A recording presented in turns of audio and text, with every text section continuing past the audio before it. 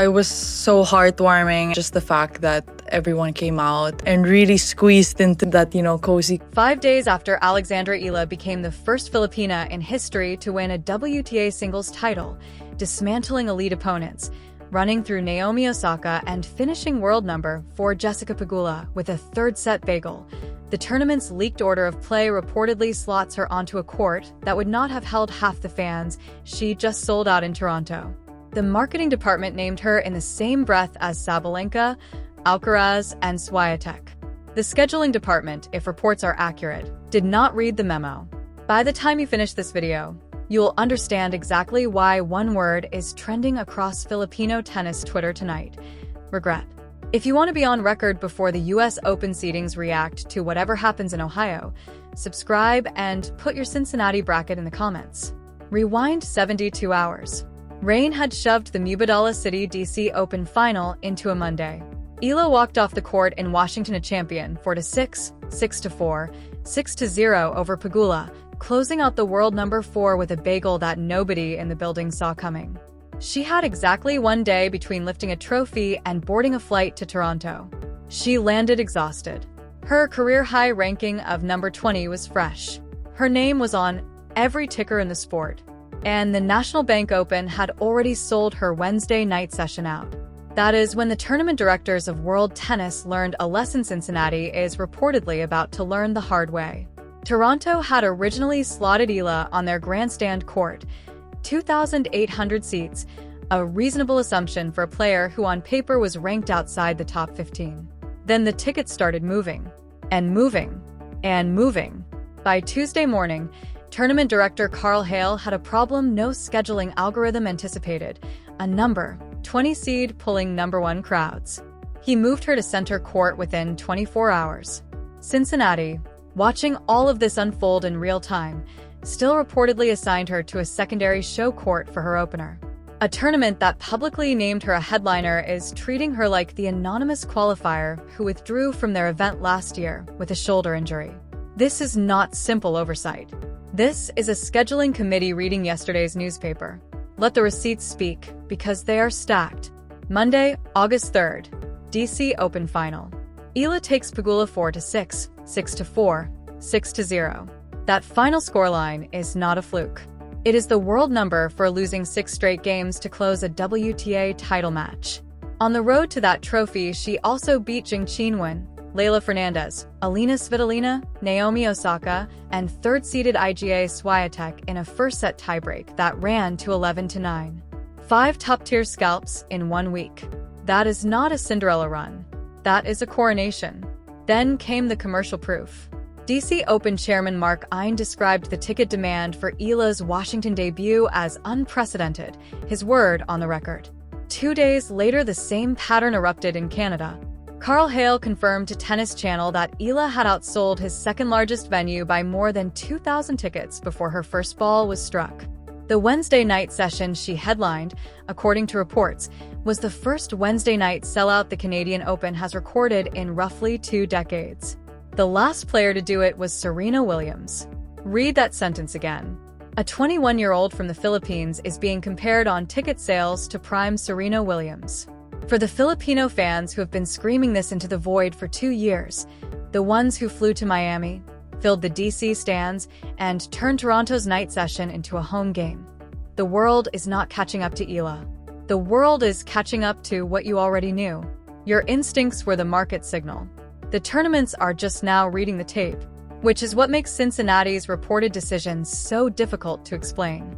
This is the same tournament whose own press release singled her out as a Philippine trailblazer, with ardent, raucous fans in the stands. They marketed her as a superstar in writing. And if the leaked order of play holds, they are about to schedule her like a wild card entrant. Now consider what Cincinnati has been dealing with. Players have publicly criticized their court speeds this season. Tournament president Bob Moran had to issue a rebuttal. Their expensive renovation has already been called out for not solving underlying problems.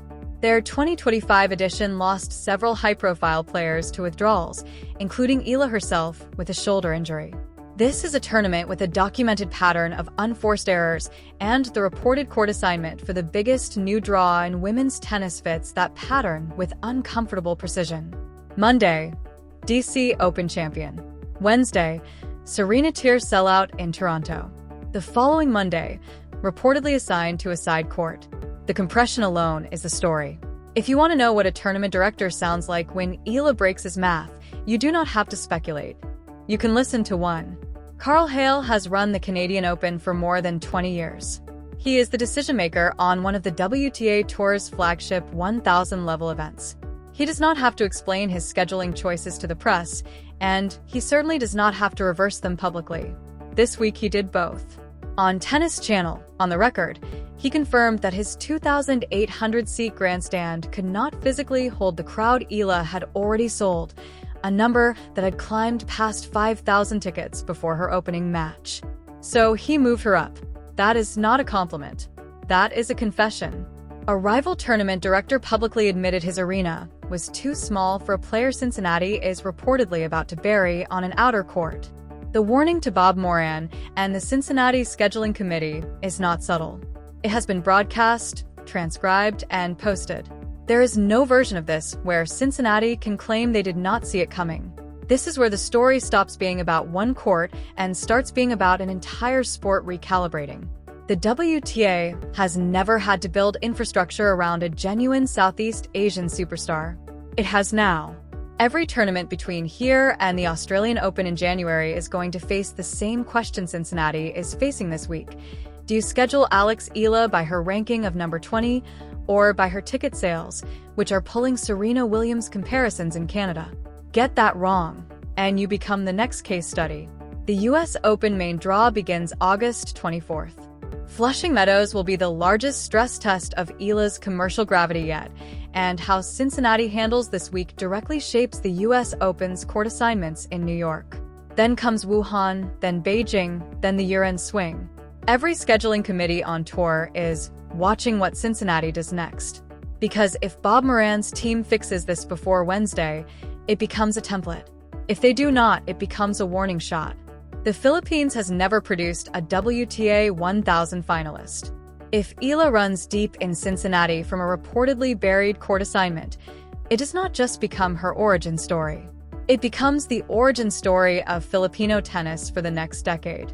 7 months ago, at the 2026 Australian Open, Eala walked onto her first Grand Slam main draw match, won the opening set 6-0 against Alicia Parks, and then lost the next two under a barrage of aces. Her slam debut ended in a locker room, not a press conference. On Tuesday in Toronto, standing in front of reporters as the freshly crowned first Filipina WTA champion, she said this: "It's been a crazy 24 hours. My mind's just been going back and forth between focusing on the next match and wow, did I really just do that? No script, no polish. Just a 21-year-old still processing the fact that she went from being outclassed in Melbourne in January to bageling the world number 4 in Washington in August. 7 months. That is the timeline." Cincinnati did not schedule Alex Eala. They scheduled the version of her who withdrew from their tournament last year with a shoulder injury. They scheduled a player whose ranking has not caught up to her demand curve. They scheduled a name they marketed as a trailblazer and then reportedly treated as a footnote. 2,800 seats versus 5,000 tickets. A Wednesday night that only Serena Williams has previously delivered. A world number 4 bageled on a Monday afternoon.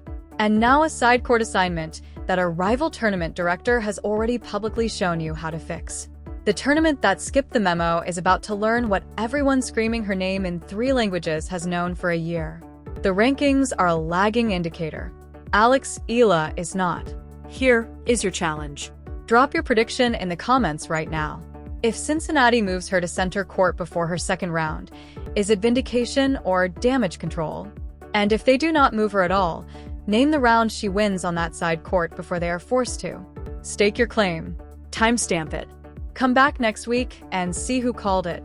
If you want to be on record before the order of play drops, before Bob Moran's team makes their choice, and before the US Open seedings react to whatever happens in Ohio, this is the channel where those predictions live.